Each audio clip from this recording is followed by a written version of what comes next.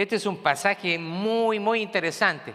Y el día de hoy usted va a estar bien atento porque vamos a aclarar muchas cosas que a veces se malentienden en las iglesias por malas interpretaciones. Así que vamos a estar abriendo nuestra Biblia, Mateo capítulo 18. Vamos a estar cubriendo del verso 15 al 35, pero vamos a leer en este momento 5 versículos. Si está conmigo, se pone de pie para darle lectura a la palabra del Señor. Vamos a leerlo juntos con mucha reverencia. Dice así la palabra del Señor en el nombre de nuestro Señor Jesucristo, bajo la bendición del Padre y del Hijo y del Espíritu Santo. Amén. Por tanto, si tu hermano peca contra ti, ve y repréndele estando tú y él solos. Si te oyere, has ganado a tu hermano, mas si no te oyere, toma aún contigo 1 o 2, para que en boca de 2 o 3 testigos conste toda palabra. Si no los oyere a ellos, dilo a la iglesia. Y si no oyere a la iglesia, tenle por gentil y publicano. De cierto os digo que todo lo que atéis en la tierra será atado en el cielo, y todo lo que desatéis en la tierra será desatado en el cielo. Otra vez les digo que si 2 de vosotros se pusieren de acuerdo en la tierra acerca de cualquier cosa que pidieren, les será hecho por mi Padre que está en los cielos. Porque donde están 2 o 3 congregados en mi nombre, allí estoy yo en medio de ellos. El sermón de hoy lleva por título La disciplina, la restauración y el perdón en la iglesia. Tome asiento, por favor. Bueno, si usted nos visita por primera vez o ya lleva algunos domingos visitándonos, mi nombre es Marcelo Castro, soy uno de los pastores acá de la iglesia Steamtown Church.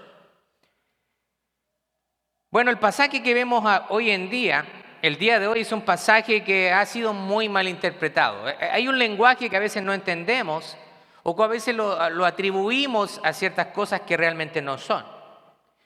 No importa cuánto nosotros nos esforcemos, cuántos años usted lleva en la iglesia, pero tarde o temprano vamos a tener que experimentar situaciones difíciles, donde usted necesitará recibir perdón. Porque como dicen nuestros hermanos mexicanos, porque la regó, porque dejó el quilombo, como dicen otros hermanos por ahí, dejó el patatún. Entonces usted va a necesitar muchas veces, va a meter la pata y usted va a necesitar que lo perdonen. Pero también en algunas ocasiones alguien va a pecar contra usted y usted va a necesitar dar ese perdón. Así que los problemas relacionales siempre van a existir. O los que estamos casados, dígame que la vida matrimonial es perfecta, que usted jamás se ha peleado con su esposa. Usted nunca ha hecho rabiar a su esposa o viceversa. Las esposas nunca han hecho rabiar a sus esposos. Son obedientes, se someten al liderazgo del varón. Siempre tenemos dificultades, por supuesto. Las situaciones problemáticas en cuanto a las relaciones van a aparecer tarde o temprano en diferentes áreas como el matrimonio, en la paternidad también aparecerán, por supuesto, en la vida de la iglesia. Así que en cualquier esfera de relación humana van a haber problemas. Por eso hay personas cuando llegan a la iglesia y al primer problema que tienen ya se quieren ir, como si afuera no tuvieran problemas. Como si en el trabajo no hubiera un jefe que lo molesta todo el día, un compañero envidioso, un compañero que le hace la guerra, familiares que también hablan mal de usted. Las relaciones problemáticas siempre se van a dar. Y aquí estamos en la iglesia donde somos personas imperfectas, donde muchas veces vamos a cometer errores. Ninguno de nosotros está ajeno de eso. Así que el día de hoy vamos a ver un pasaje que es muy importante, ya que trata de las relaciones en la iglesia. Nosotros como seres humanos, tarde o temprano vamos a enfrentar el conflicto. Y esto nos va a llevar a la necesidad de saber enfrentarlo. El conflicto es algo que debe enfrentarse, debe confrontarse. Y también actuar para que haya una completa reconciliación y hacerlo bíblicamente.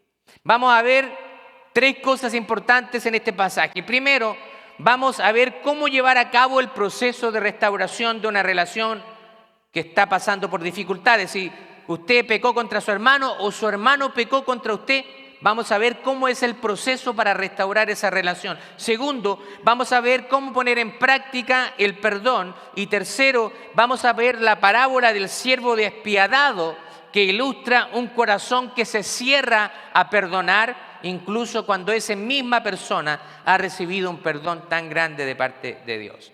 Vamos a ir al primer punto, que dice el proceso de restauración y disciplina. Ya lo hemos leído. En el versículo 15 dice: si tu hermano peca contra ti, ve y repréndelo a solas, estando tú y él solo. Si te hace caso, dice que has ganado a tu hermano. Así que aquí nosotros vemos algo importante. Primeramente, Jesús nos aconseja realizar lo que se llama una confrontación personal para resolver conflictos en la comunidad cristiana. Ahora, este proceso no solo busca que se haga justicia, sino también busca restaurar las relaciones. Así que cuando un hermano peca contra usted, siempre la meta es restaurar esa relación a la paz, para que haya armonía, para que haya confraternidad.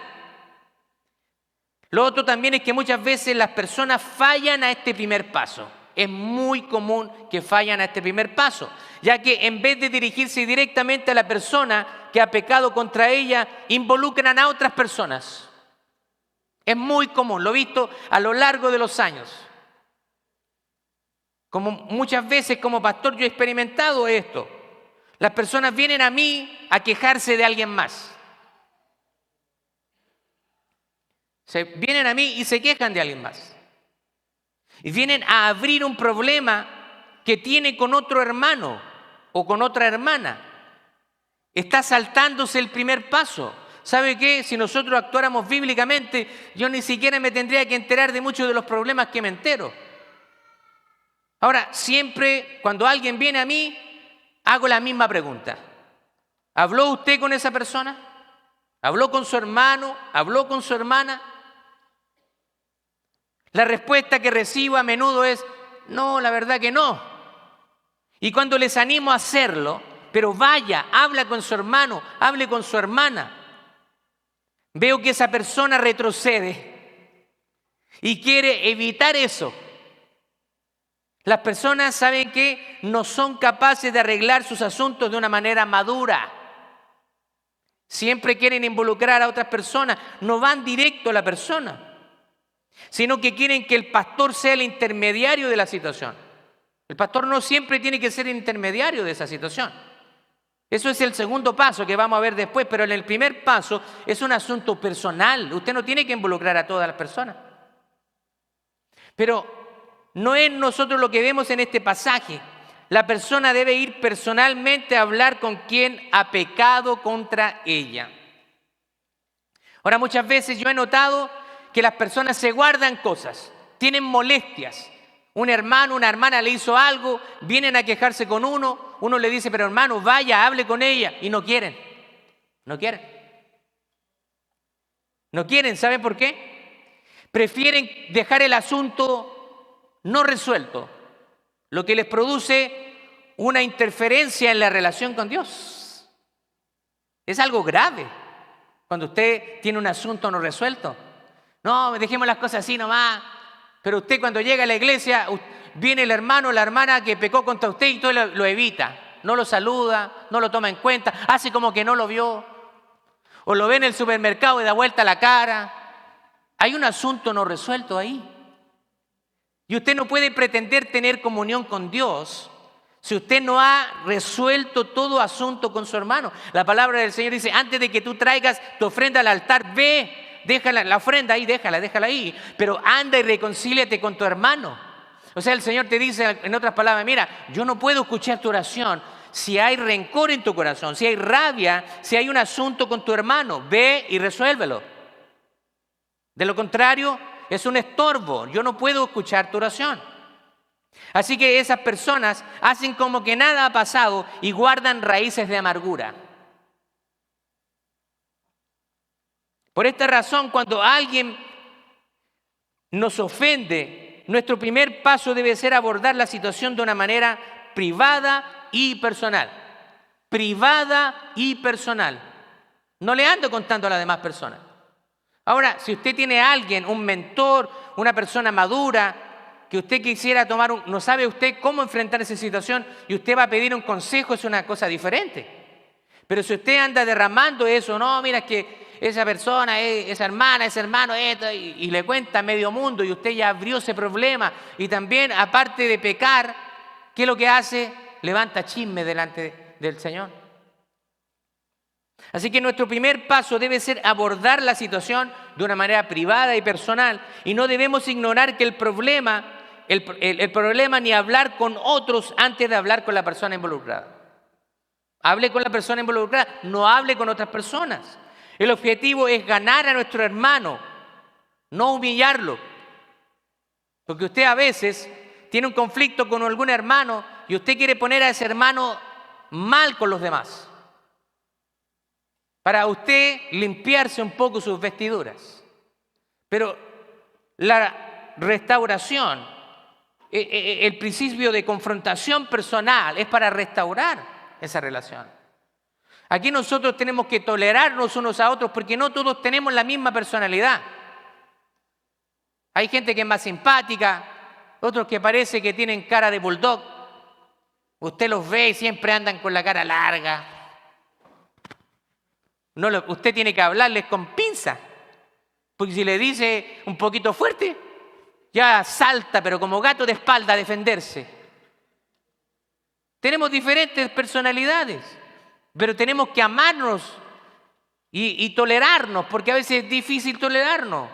A veces yo me veo que a veces me pongo insoportable con mi esposa, y a veces me doy cuenta, estoy siendo insoportable. Entonces, ¿cómo esta mujer me ha aguantado tanto? Es porque me ama. Yo también la amo. Así que el objetivo es ganar a nuestro hermano. En el versículo 16 dice, mas si no te oyere, escuche, usted habló con esa persona. Primero, trató de arreglar el asunto. Si no te oyere, toma aún contigo 1 o 2, para que en boca de 2 o 3 testigos conste toda palabra. Recién, una vez que usted realiza la confrontación personal, después tiene que tomar a 2 o 3 testigos, pero tiene que tomar a personas maduras. Porque usted va a decir, aquí te las va a ver este hermano. Voy a llevar a mis 2 amigos, mis 2 amigas, y yo sé que se van a poner de mi lado a defenderme. No, esa no es la actitud. Usted tiene que dirigirse a líderes de la iglesia, personas maduras, para que puedan mediar este asunto.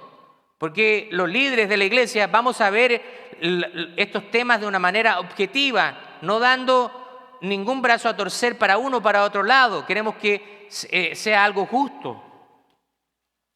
Así que solamente después de haber realizado una confrontación personal y privada, y si ésta no tuvo frutos, es que la persona puede involucrar testigos. Antes no. Ahora, note que después de una conversación personal con la otra persona, solo después de haberlo hecho, ahí recién la Biblia nos autoriza a involucrar a terceras personas. Antes no. Antes no. Así que quiero que usted en este día usted se grabe esto. Cuando tenga un conflicto con alguien de la iglesia, no haga esa niñería de me voy de la iglesia. Se amurró, le da el berrinche, me voy. Usted se va a ir a otra iglesia y igual va a tener problemas. Donde quiera que usted vaya va a tener problemas. Porque somos seres humanos. Y tarde o temprano vamos a enfrentar conflictos. Ahora muchas veces nos encontramos que las personas que se van de la iglesia echándole la culpa a los demás, a veces el conflictivo es la misma persona que anda de iglesia en iglesia. Porque no la aguantan en ningún lado. Versículo 17. Si no los oyere a ellos, mire, hay intermediarios. Y ahora estos intermediarios hablan con la persona que pecó y dice, y si no los oyere, tenerlo por gentil y publicano. O sea, por inconverso, por gente que incrédula. ¿Sabe qué? A veces nunca hemos llegado a eso porque las personas se van antes de la iglesia. A veces no alcanzamos a ese paso porque la gente se va. A veces yo me he dado cuenta que hay gente que se va y ni siquiera gracias.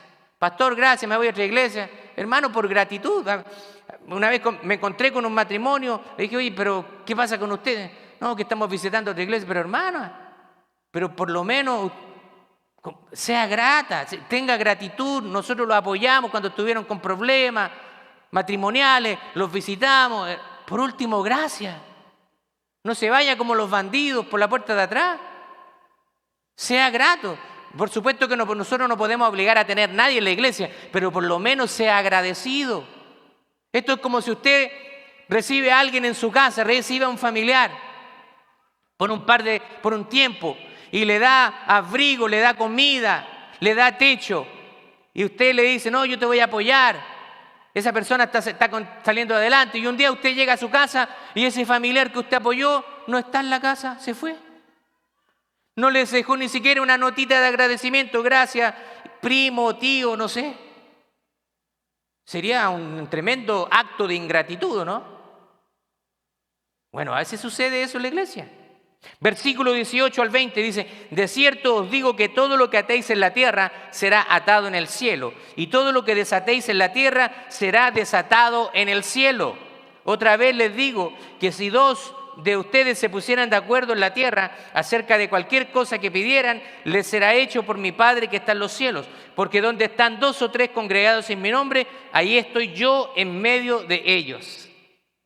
Ahora, este pasaje ha sido uno de los pasajes más sacados de contexto de una manera muy frecuente. ¿Qué significa realmente atar y desatar? ¿Lo ha escuchado? Atar y desatar. ¿Qué significa atar y desatar? Ahora, algunos utilizan y piensan que este lenguaje aquí significa atar demonios, atar enfermedades.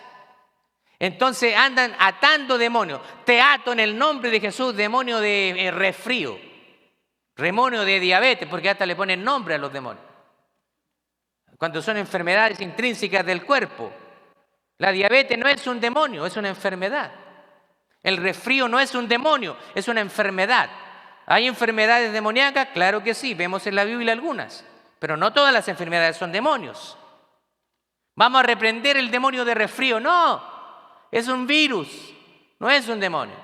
Ahora, yo sé que esto ha sido una mala enseñanza por decenas de años. Los que venimos de iglesias con trasfondo carismático, aprendimos esto. En algún momento andábamos atando y desatando demonios. Te ato en el nombre de Jesús. O sea, pensamos que nosotros tenemos el poder para atar a un demonio. ¿Qué significa atar? ¿Amarrar? ¿Usted amarra a un demonio? ¿Amarró al demonio? ¿Cuánto tiempo va a quedar encadenado? 1, 2, 3 días se soltó de nuevo y va a tener que atarlo de nuevo. La palabra del Señor dice, en mi nombre echaréis fuera demonios. No dice que lo atemos, dice que nosotros tenemos la autoridad delegada por Jesucristo para reprender demonios, echar fuera demonios. Pero si alguna persona viene y se manifiesta un demonio, nosotros tenemos la autoridad para ministrar a esa persona y en el nombre de Jesucristo de indicarle, ordenarle al demonio que deje esa persona. Así que algunos utilizan este lenguaje para reprender demonios o usarlo en un sentido de autoridad espiritual sobre cualquier cosa. Creen que el lenguaje de atar y desatar está relacionado con amarrar demonios o potestades. Y esto está muy lejos de lo que realmente el texto dice. Y esto es nada más que misticismo disfrazado de cristianismo. El lenguaje que se usa acá, y esto quiero que me ponga mucha atención, está relacionado con el respaldo de Dios a los asuntos de la iglesia en la tierra. Atar y desatar se refiere a la autoridad que Jesús delega a la iglesia para aplicar la disciplina, la restauración en la comunidad de fe. Eso significa. No tiene nada que ver con demonios. Y además es interesante que este es el único lugar en que se utiliza este término de atar y desatar.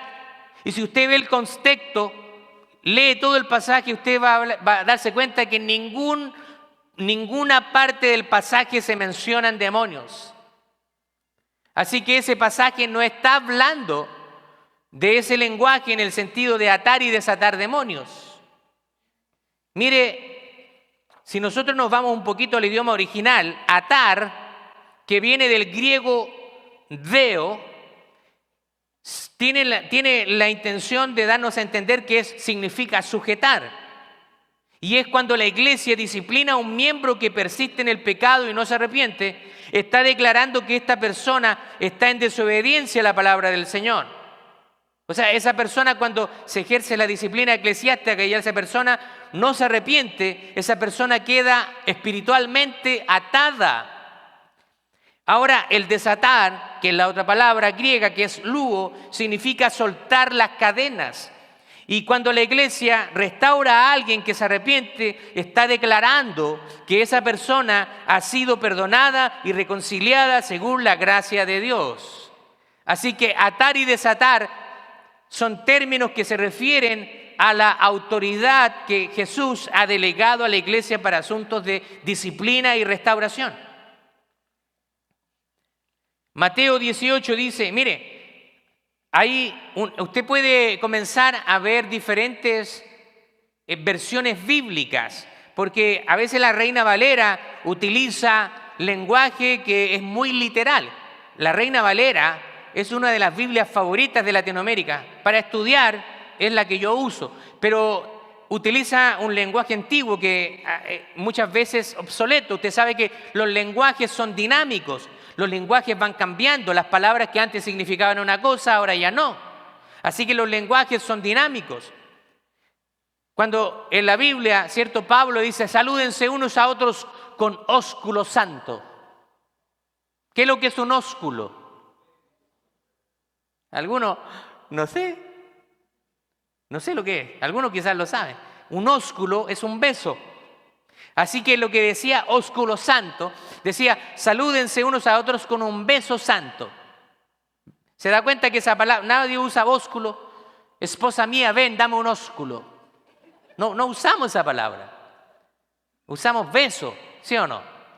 Así que hay palabras que han sido traducidas literalmente, pero que es difícil nosotros retroceder. Por ejemplo, también hay otro pasaje cuando Pablo está hablando de cuando alguien te hace algo y tú perdonas a esa persona, dice que ascuas de fuego acumula sobre su cabeza. Ascuas de fuego acumula sobre la cabeza. ¿Qué significa eso? Ese dicho significa que cuando usted perdona a alguien que le ha hecho daño, lo que hace es avergonzar a esa persona. Porque esa persona no merece el perdón, ni siquiera lo esperaba, pero usted la perdona y entonces esa persona se siente avergonzada. Mire lo que dice John MacArthur en su comentario al libro de Mateo. Si una persona ha recibido a Jesucristo como Salvador y Señor, la iglesia puede decir con perfecta confianza que el pecado de ese individuo está desatado. Es decir, está perdonado, porque ha cumplido la condición de Dios para el perdón. Concretamente, que confió en su Hijo. Por otra parte, si una persona se niega a recibir a Cristo como Salvador y reconocerlo como Señor, la iglesia puede decir con igual confianza que el pecado de esa persona está atado. Es decir, no perdonado porque no ha cumplido la condición de Dios para el perdón. Así que la expresión atar y desatar era una expresión rabínica de la época.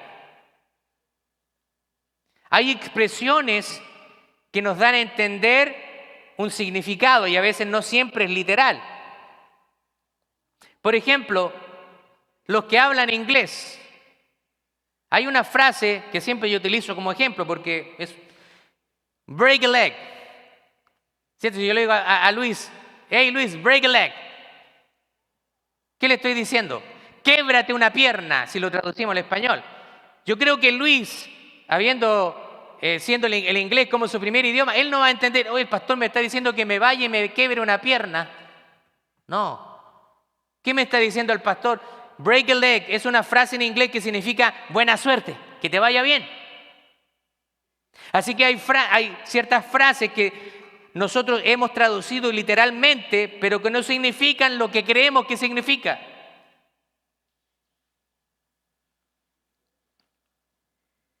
Así que el atar y desatar era una expresión rabínica que daba a entender que cuando la iglesia en la tierra tomaba una decisión, el cielo respaldaba esa decisión cuando se hacía bíblicamente. Ahora, este poder que tiene la iglesia no es un poder para controlar a las personas, sino para proteger la pureza de la iglesia y promover la restauración de los creyentes. Por eso que es importante mantener la pureza de la iglesia. Si hay un miembro que peca, nosotros debemos llamarlo a terreno, debemos hablar con esa persona para que esa persona desista del pecado. Porque cuando una persona peca en la comunidad de creyentes, es un mal testimonio para la iglesia local y para el cuerpo universal de Cristo. Así que cuando uno de nosotros pecamos, lo que hacemos es manchar el testimonio de Cristo. Tenemos que cuidarnos. Y esto no es solamente responsabilidad del pastor, también es responsabilidad de cada uno de ustedes. Necesitamos cuidar el testimonio de Cristo, la pureza. Así que además subraya que la autoridad de la iglesia no es independiente de la palabra de Dios. Nosotros no podemos hacer nada que se aparte de la palabra de Dios, sino que debemos sujetarnos a ella. Yo sé que muchas veces en las iglesias antiguamente, y yo vi algunos casos cuando hay personas que pecaban, los exponían públicamente. Los llamaban adelante sin haber hecho una confrontación personal, lo llamaban adelante y indicaban el pecado de esa persona. A veces jovencitos que habían metido la pata y habían dejado a la novia embarazada y lo exponían, eran parte del grupo de alabanza y lo exponían delante de toda la iglesia sin haber tenido una confrontación personal. El proceso de restauración no es avergonzar a las personas, es restaurarlas.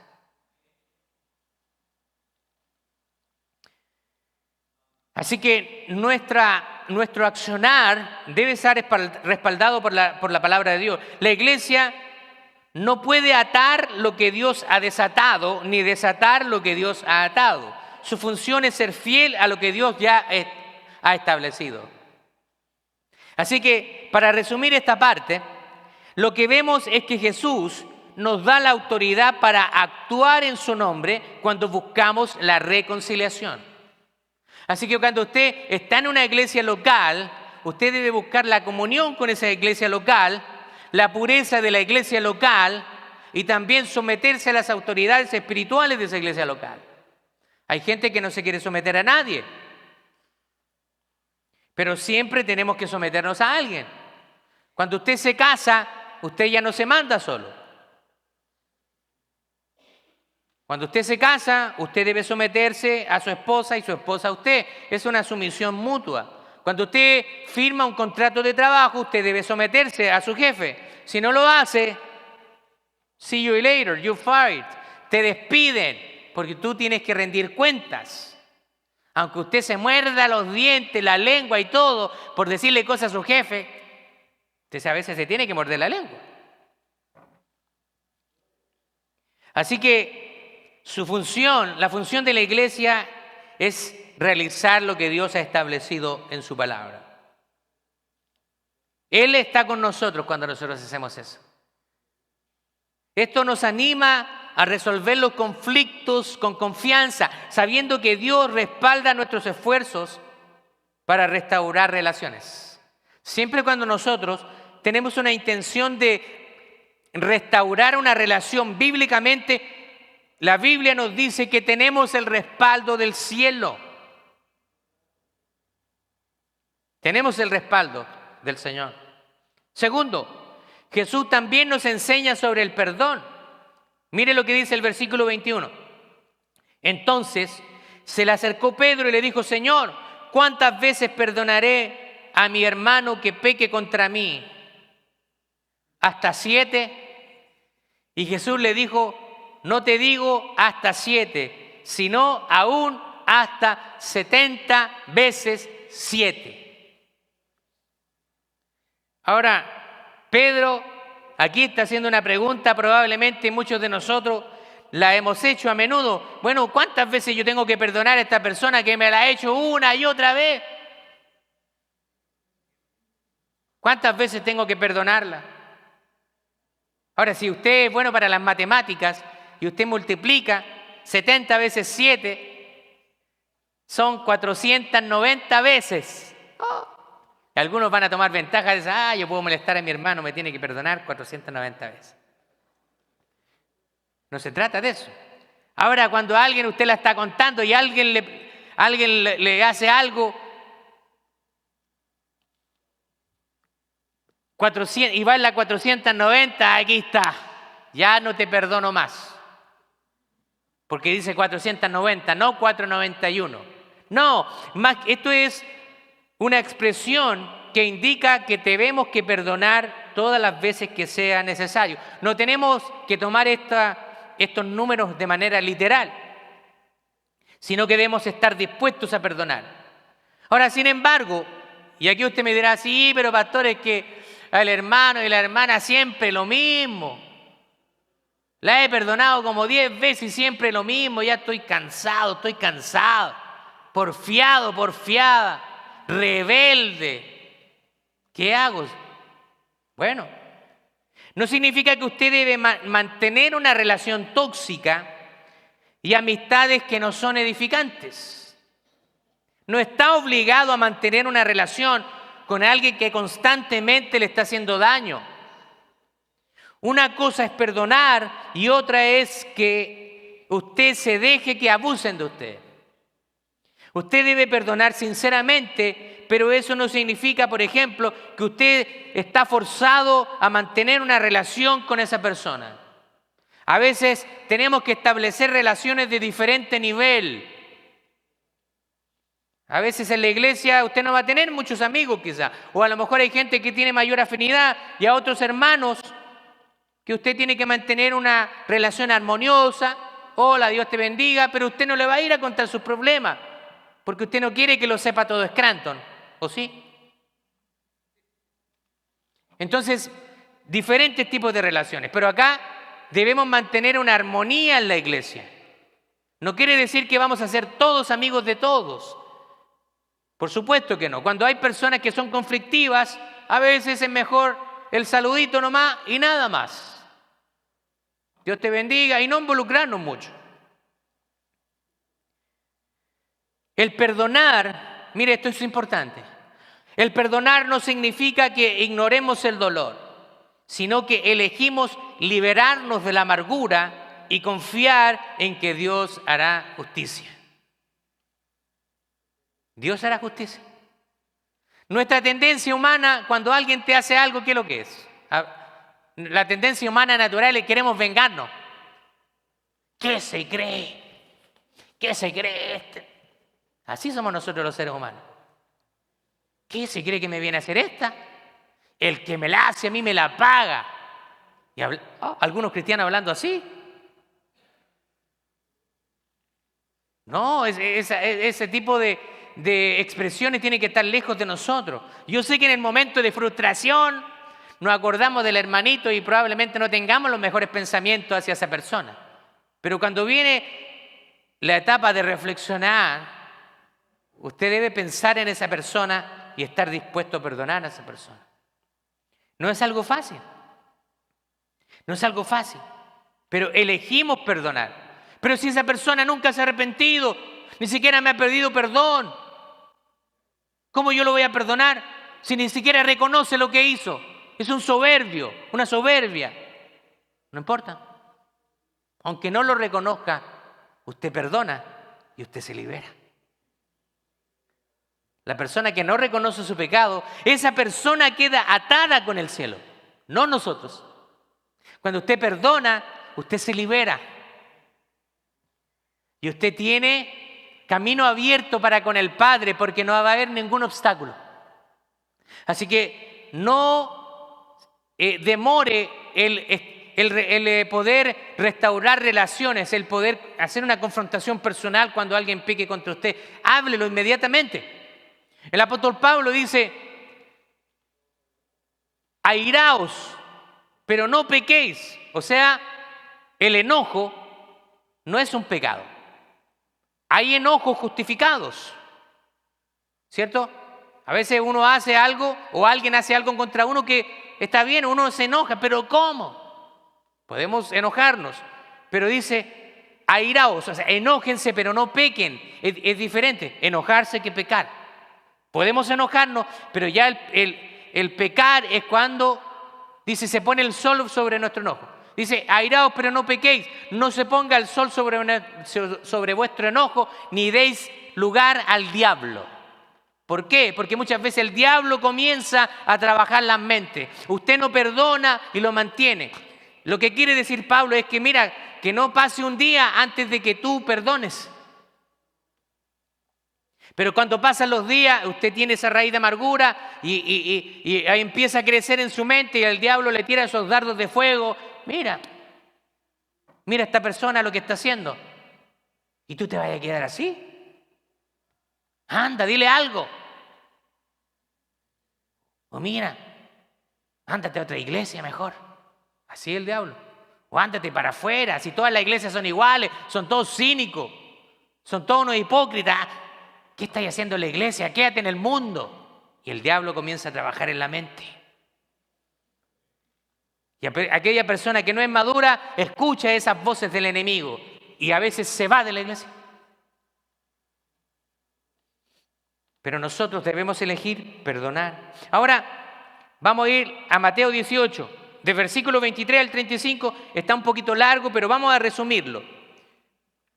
Usted lo puede leer en casa, pero esta es la parábola del siervo despiadado. Pero básicamente Jesús aquí cuenta una parábola donde un rey perdona una deuda muy enorme a su siervo. Era una deuda imposible de pagar. Es como si nosotros nos endeudáramos en varios millones de dólares. Si yo tuviera una deuda de 5 millones de dólares, y aunque trabajara toda la vida, no la pagaría con el ingreso que tengo. Es una deuda imposible de pagar. Pero es como si yo le debiera a alguien 5 millones de dólares y esa persona me dijera, ¿sabes qué? Te perdono la deuda. No, ya no me debes más. Pero esta historia pasa que el rey le perdona esta deuda a su siervo, pero este mismo siervo se niega a perdonar la deuda mucho menor a un compañero. Es como si, este mismo ejemplo, alguien me perdona 5 millones de dólares y yo no le quiero perdonar a un hermano que me debe 20 dólares. Eso es lo que sucedió aquí. El rey le perdona una deuda muy grande a su siervo, sin embargo este siervo no le perdona a su compañero una deuda que era mucho menor. Eso es lo que es básicamente esta parábola del siervo despiadado. Así que el rey se entera de esta situación y reprende al siervo por la falta de misericordia y lo entrega a los verdugos. O sea, en otras palabras le dice, mira, yo te perdoné una deuda tan grande y tú no eres capaz de perdonar a tu compañero con una deuda insignificante comparado con la deuda que yo te perdoné. Así que Jesús concluye que Dios tratará de la misma manera a quienes no perdonen de corazón a los demás. En otras palabras, lo que nos está diciendo el Señor es que nosotros hemos recibido un perdón tan grande porque somos pecadores. Él nos perdonó, nos dio la vida eterna y nosotros no podemos perdonar a alguien más. Así que esto es una exhortación para nosotros para perdonar a los demás. No importa lo que nos hayan hecho, pero que mira lo que me hicieron. Nadie ha sufrido tanto como nuestro Señor Jesucristo. Esa persona a lo mejor te hizo algo, pero nada se compara al sufrimiento de Jesús en la cruz, rechazado, escupido, golpeado por nuestros pecados. Eso no se compara a lo que cualquier persona te pueda hacer. Nosotros no somos mayores que nuestros señores. La palabra del Señor dice, en la tierra van a tener ustedes, en el mundo, aflicción de la carne. Vamos a tener dificultades, nos van a perseguir, van a hablar mal de nosotros injustamente, pero no importa. Usted tiene a su Señor, que Él conoce su corazón, que Él conoce que usted está actuando de una mejor manera posible. Él es el que hace justicia por nosotros. A veces hay personas que van a querer perjudicarte Pónete a orar. No tomes venganza por ti mismo.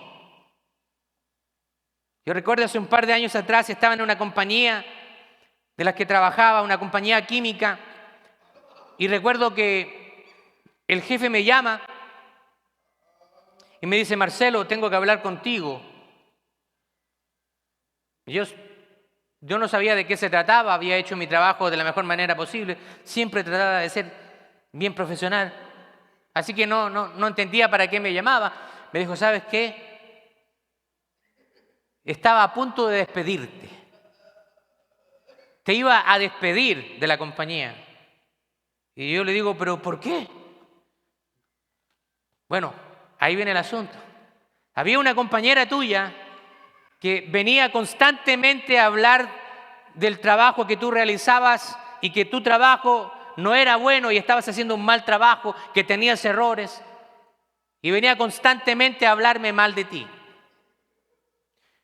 Y yo le creí y estaba dispuesto a despedirte, pero después algo me hizo en mí esperar y empecé a observar tu trabajo y empecé a observar el trabajo de ella y me di cuenta que tú haces un excelente trabajo. O sea, estaba a punto de despedirte por escuchar a alguien que me decía mentiras.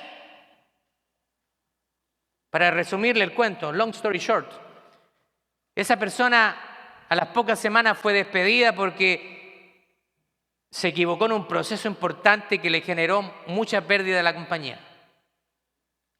Yo estuve en esa compañía por muchos años más e incluso me promovieron de puesto.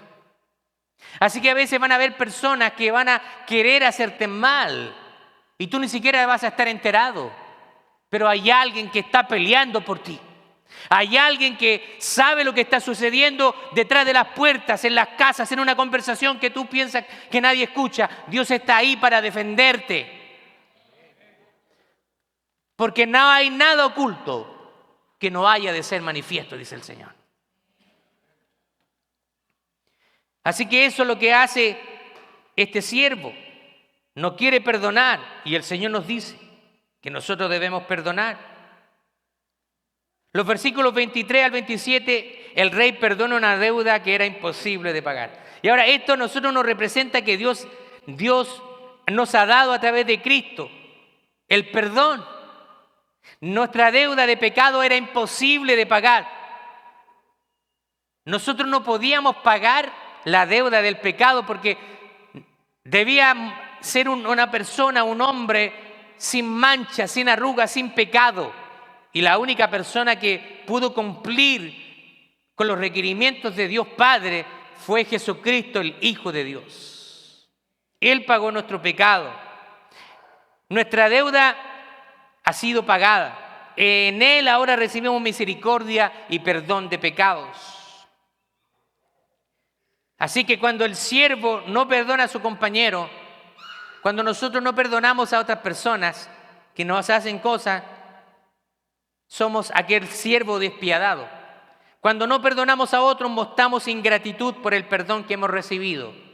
Y el siervo despiadado es un recordatorio que el perdón que recibimos debe fluir hacia los demás. Nosotros no decidimos si lo merecen o no. Simplemente debemos perdonar. Gloria a Dios. Mire lo que dice el versículo 35. Así también mi Padre Celestial los tratará a ustedes, a menos que cada uno perdone de corazón a su hermano. Así que el perdón no es opcional, es un mandato. Debemos perdonar de corazón, no solo de palabra, porque a veces nosotros decimos: no, si yo perdoné a esa persona. Y en el corazón no hemos perdonado. Porque guardamos raíces de amargura, porque guardamos rencor, vemos a esa persona y nos entra la ira. Esto refleja nuestro entendimiento de la gracia de Dios en nuestras vidas. ¿Sabe que hace un par de años atrás yo estaba pastoreando en Chile? Y sucedió una situación donde una persona me hizo algo muy, muy grave y yo estaba muy dolido.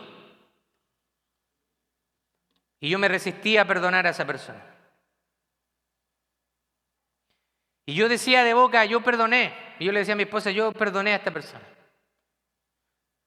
Pero en el fondo tuve que reconocer que no lo había hecho. Tenía dolor en mi corazón.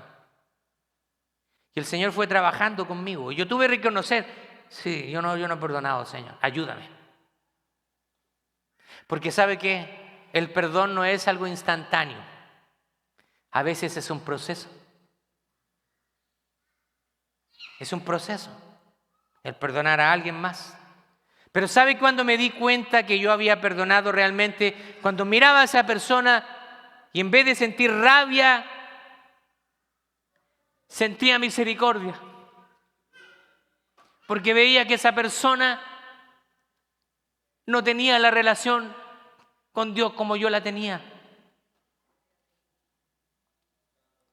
Así que muchas veces nosotros decimos que perdonamos de labios, pero en nuestro corazón está el rencor, está la rabia, la venganza.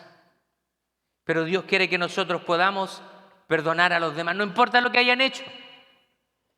No importa. Debemos perdonar a toda persona que nos haga daño.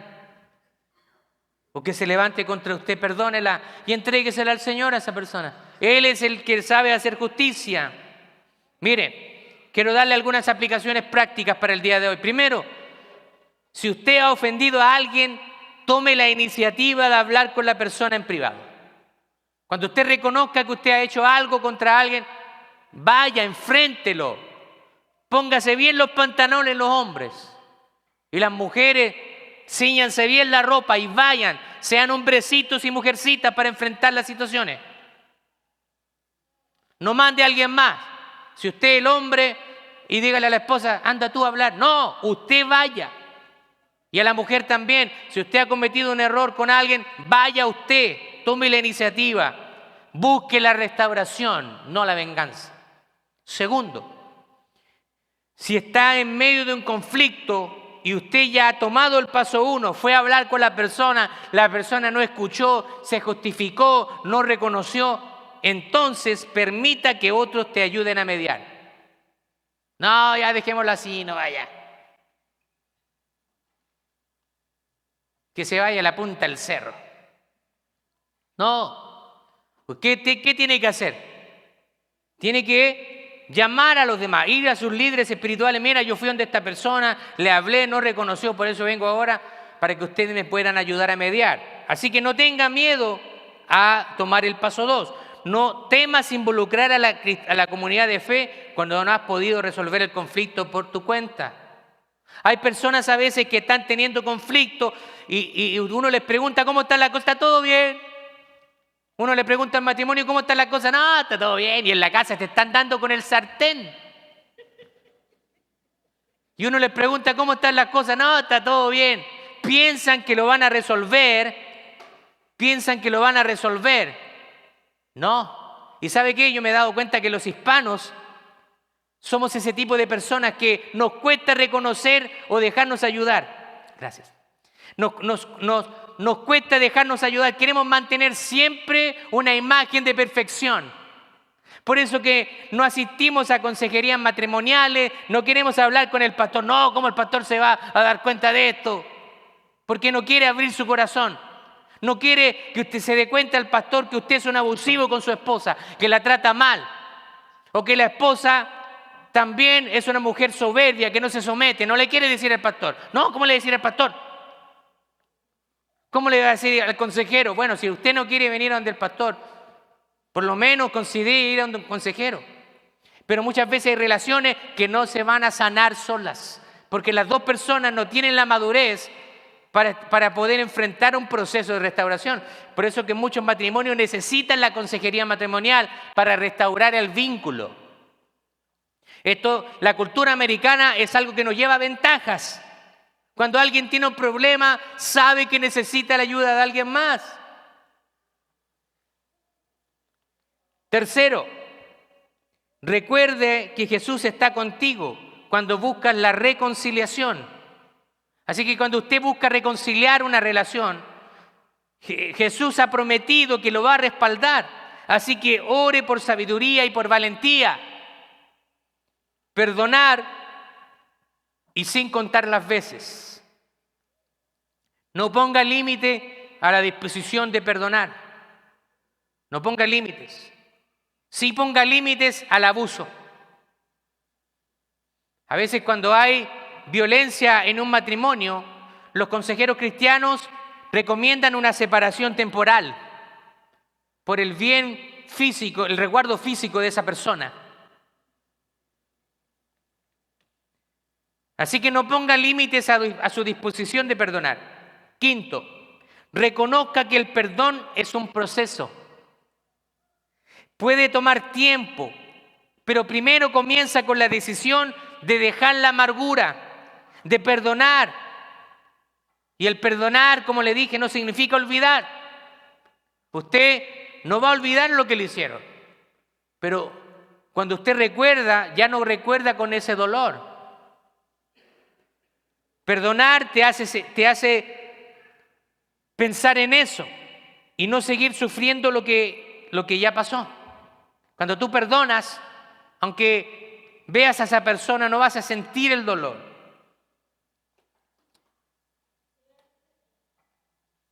Y por último, reflexione sobre el perdón que ha recibido de Dios.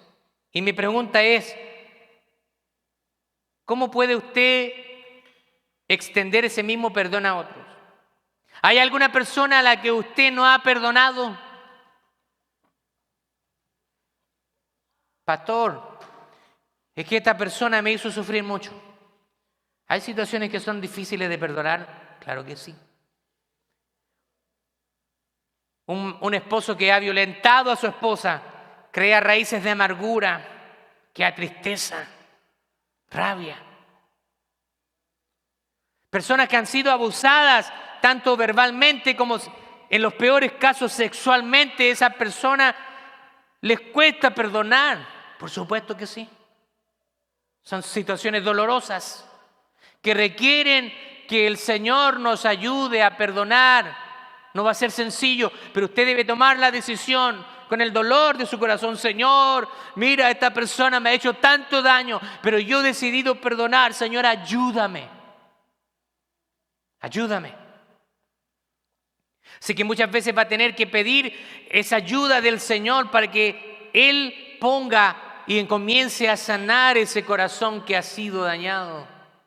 Un padre ausente, una madre ausente, a veces los hijos no quieren perdonar a aquella figura paterna que nunca estuvo presente, aquella figura materna que los dejó abandonados. Y recuerdan a su padre o a su madre con rabia. Yo no tengo padre, dicen. Eso también es algo que Dios quiere que perdonen. Hay muchas situaciones en que el perdón nos hace estar viviendo una vida de amargura, de tristeza, no una libertad plena en Cristo. Si hay alguna persona a la que no has perdonado, yo te quiero pedir que tú ores al Señor y que te dé la fuerza para hacerlo. Recuerde que el perdón no minimiza el dolor. Dios entiende todo el dolor que usted ha tenido, pero ¿sabe qué? El perdón te libera de la carga del resentimiento. Viva en gratitud por la gracia de Dios y deje que esa gratitud se manifieste en la disposición a perdonar a los demás también.